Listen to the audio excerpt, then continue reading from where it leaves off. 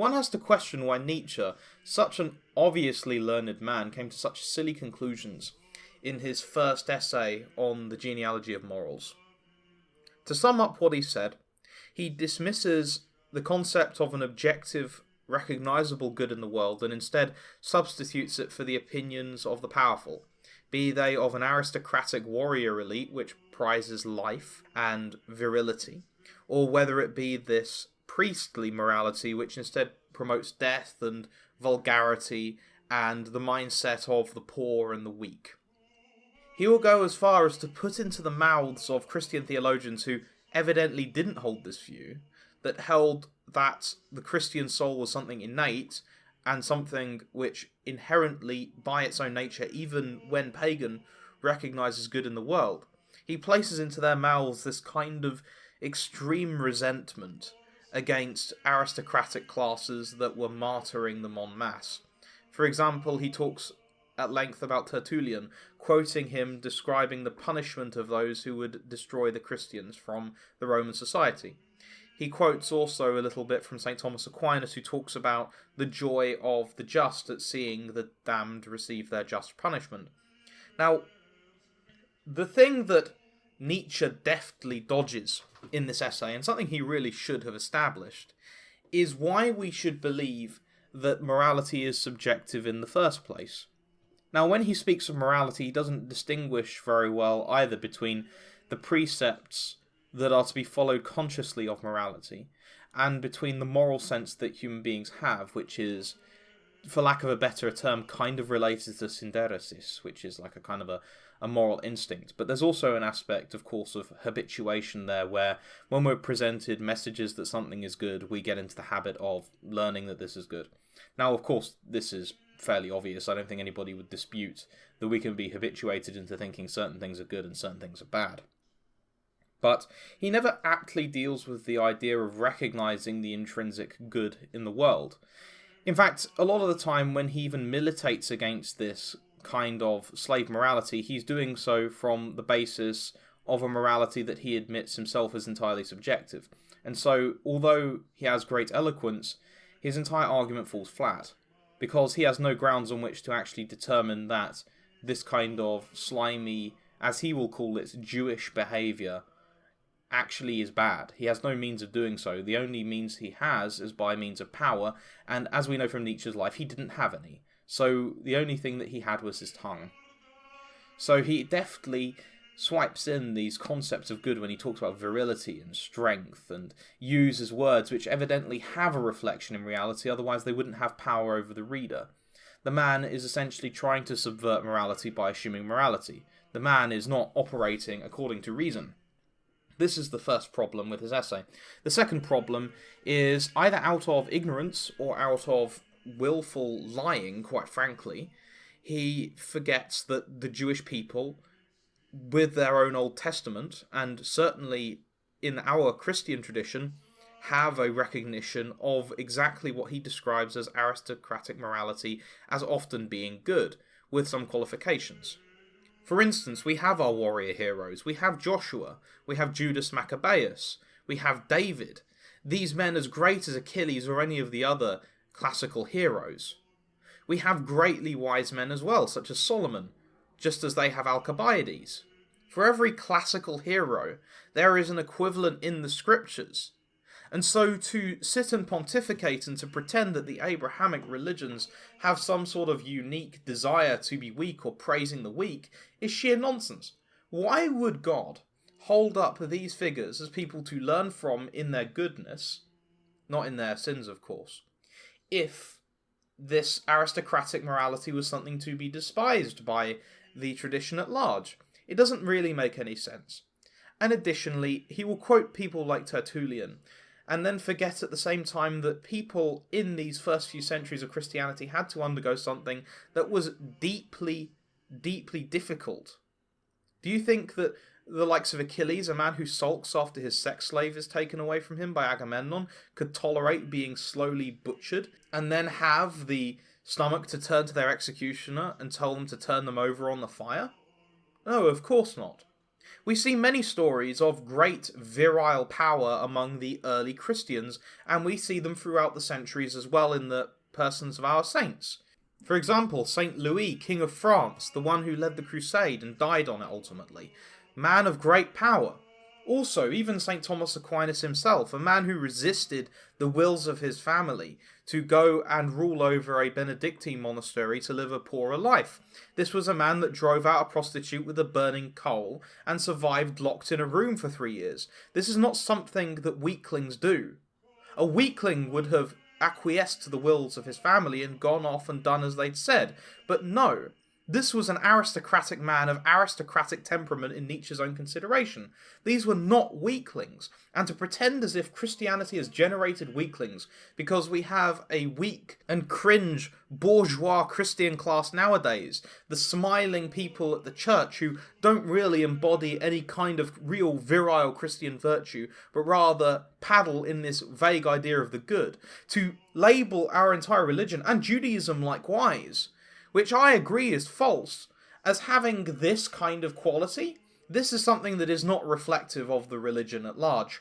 We can't even say this of Judaism. Judaism itself, even after the crucifixion of Christ, still fought against the Romans and beat them at Beth Horon. We also have the Bar Kokhba War. These were not weak people.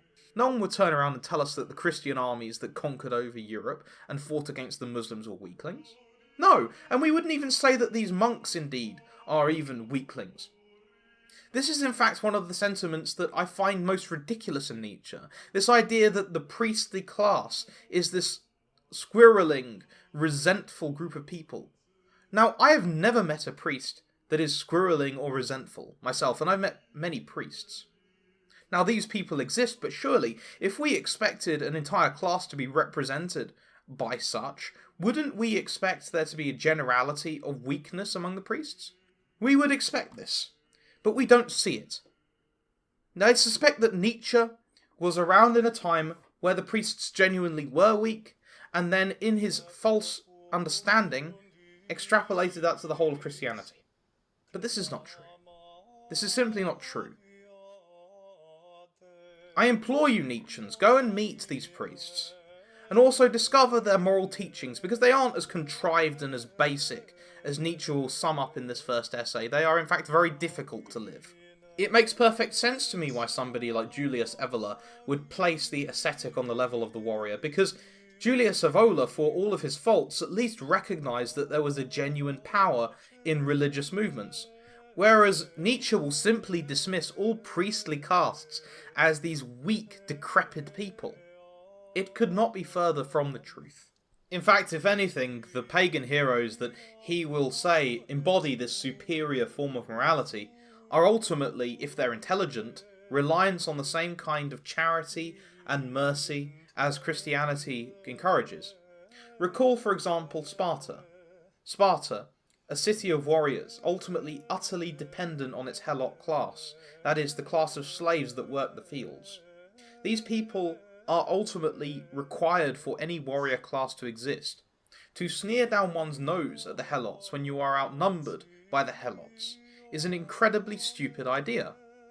Now, Sparta ended up dying out in other ways, being found by the Romans as a village.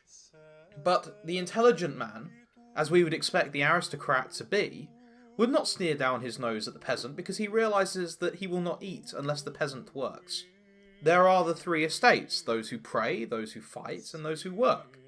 And ultimately, when we're talking about even basic cooperation between those who fight and those who work, there needs to be a degree of mercy and charity here.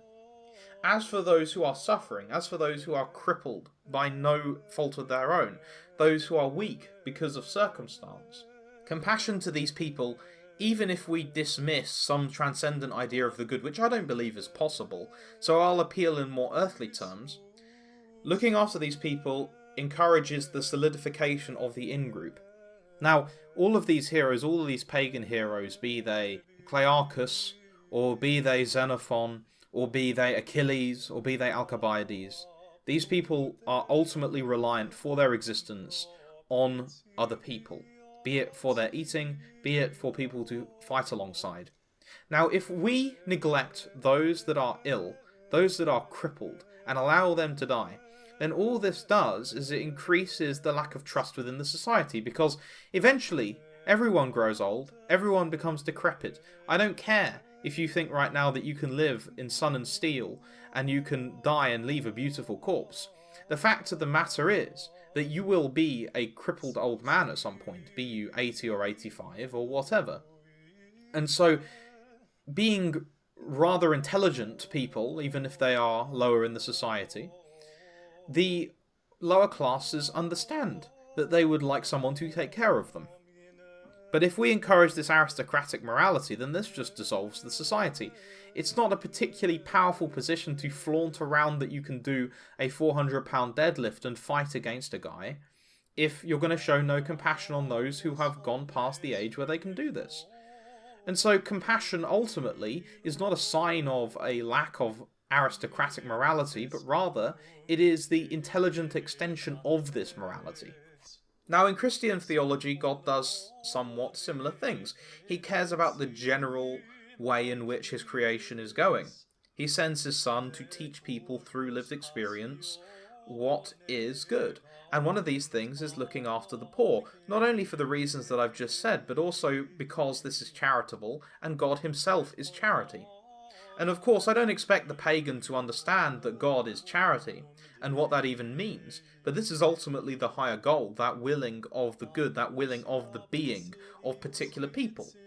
Because on top of what I've just said about the obvious preferences for in-groups, which I think is something that a pagan can relate to, there is also the question of willing the good of another person, which is willing their greater being, willing their greater power. This is precisely what the virility that Nietzsche is trying to describe is. The trouble is that this virility and this aristocratic arrogance, which often comes alongside it, is actually just an impediment to this continued growth.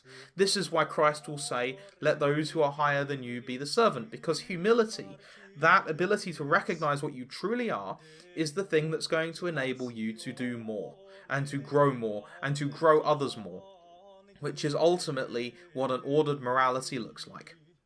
And so having said this, if you like what I've been making here, please share this video in places where you think that I can grow.